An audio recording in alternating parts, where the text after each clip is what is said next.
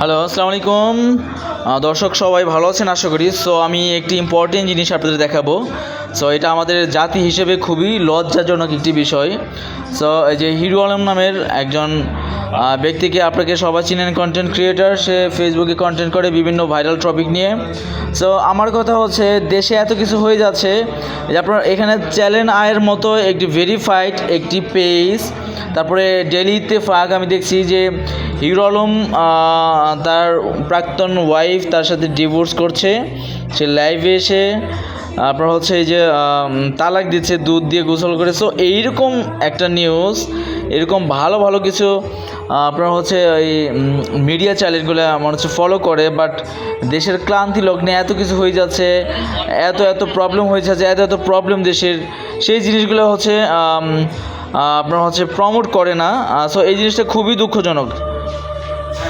So এখানে comment সেকশনে গেলে আপনারা অনেক কিছু দেখতে পাবেন। সো দেখেন কি একটা অবস্থা, ঠিক আছে?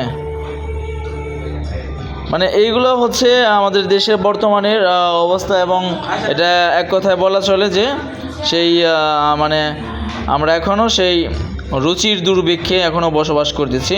ভাইরাল ট্রেন্ডিং এবং হচ্ছে লোকাল জিনিসগুলো আমাদের হচ্ছে সবসময় ভাইরাল হয়, ইয়ে হয় আর কি, আলোচনার কেন্দ্রবিন্দু হয়। থ্যাংক ইউ আপনাদের সবাইকে, আপনারাই জাজমেন্ট করেন এটার।